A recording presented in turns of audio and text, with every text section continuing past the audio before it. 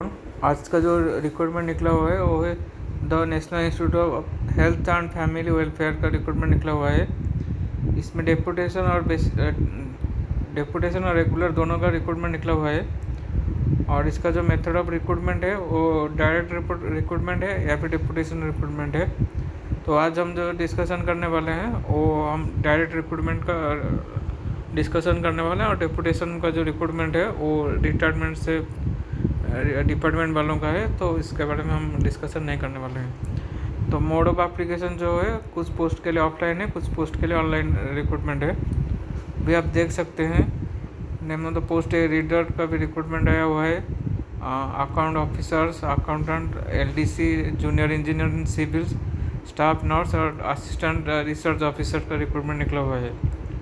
और जो last date of receive of application है 3 वीक ऑफ द पब्लिश जितना होने के बाद 3 वीक के बाद तो कहीं डेट दिया हुआ है, तो आप जल्दी से फॉर्म फिलअप कर दीजिएगा।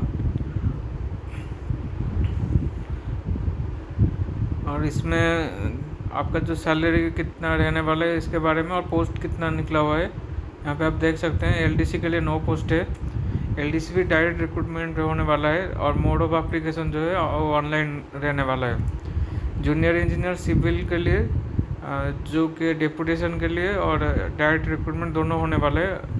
एक ही पोस्ट है जनरल का, तो वो ऑफलाइन बेसिस में होने वाला है, तो आप फॉर्म को ज़रूर फिलअप कीजिएगा।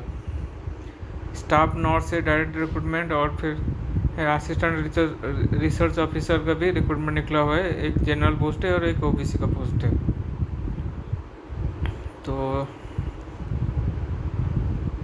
एजुकेशन क्वालिफिकेशंस और एक्सपीरियंस क्या क्या मांगा है ये देख लेते हैं। एलडीसी के लिए आप यहाँ पे देख सकते हैं 18 से 17 साल है, और इसका जो पे मैट्रिक्स लेवल है वो 2 है।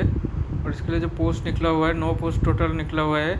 ये ज़्यादा भी हो सकता है अगर परफॉर्मेंस बेसिस में वो लोग देखने वाले हैं। और 4 पोस्ट है जनरल का, 1 पोस्ट है ओबीसी का, 2 पोस्ट है एससी, और 1 पोस्ट एसटी, और 1 पोस्ट ईडब्ल्यूएस के लिए रखा गया है।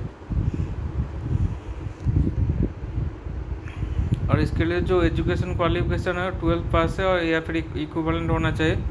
और साथ ही साथ आपका जो टाइपिंग स्पीड है 35 वर्ड पर मिनट होना चाहिए इन इंग्लिश, और 30 वर्ड पर मिनट होना चाहिए इन हिंदी और कंप्यूटर। दोनों में से किसी एक में आपका इतना स्पीड में आप टाइपिंग कर पा रहे हो तो आप अप्लाई के लिए अप्लाई कीजिएगा। डायरेक्ट रिक्रूटमेंट है तो डायरेक्टली वो आपको हैंड स्पीड चेक करने वाले हैं, तो आप ज़रूर अप्लाई कीजिएगा। और जूनियर इंजीनियर का भी 1 पोस्ट निकला हुआ है, और इसका जो पे मैट्रिक्स है उस लेवल 6 है। और इसका जो एज लिमिट है मैक्सिमम 30 इयर्स तक के बच्चे अप्लाई कर सकते हैं। और इसके लिए जो क्वालिफिकेशन रखा है वो है डिप्लोमा इन सिविल इंजीनियरिंग, किसी भी रिकॉग्नाइज गवर्नमेंट ऑफ इंडिया और स्टेट का भी इंस्टीट्यूट से आप अगर किए होंगे डिप्लोमा तो आप अप्लाई कर सकते हैं। और इसके लिए तो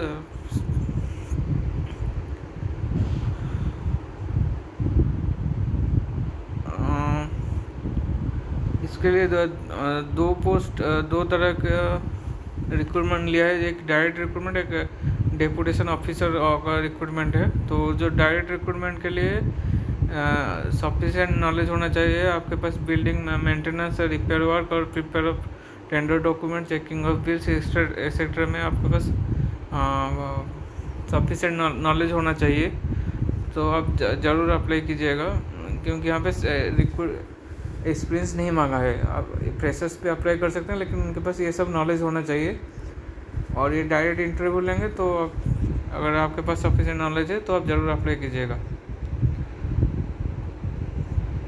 उसी तरह से स्टाफ नर्स का भी जो रिक्रूटमेंट है आप यहाँ पे देख सकते हैं। एसेंशियल जो है वो diploma in general nursing in midwifery का, और should be registered as a grade nurse with a state nursing council.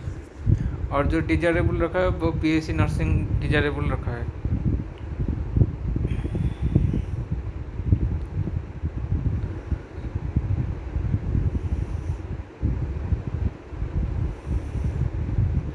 Assistant research officer का भी जो 2 पोस्ट निकला है वो भी डायरेक्ट रिक्रूटमेंट है।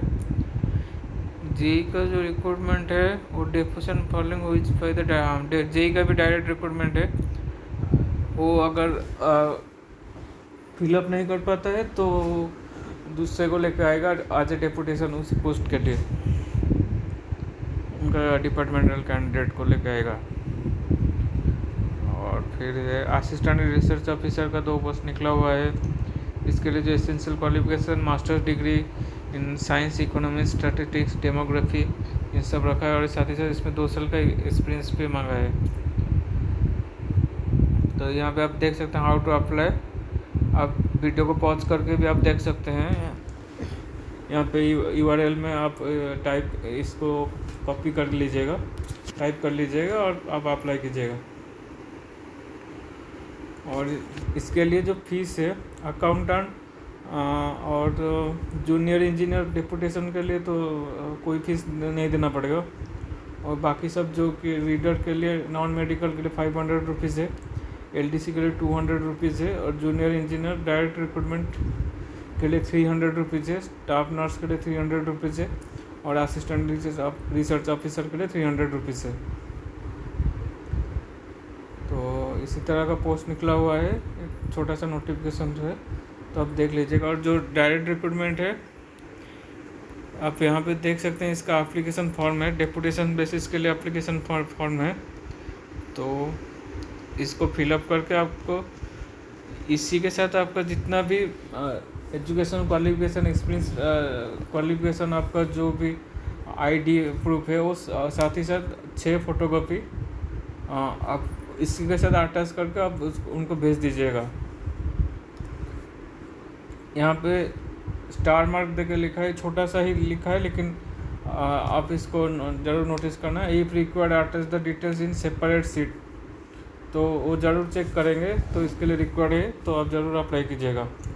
दोनों में ही एक्सपीरियंस में भी वही लिखा है। और उसी तरह से यहाँ पे for the post of reader का एप्लीकेशन है, इसको आप फिलअप कीजिएगा, फिलअप करके आप अप्लाई कीजिएगा।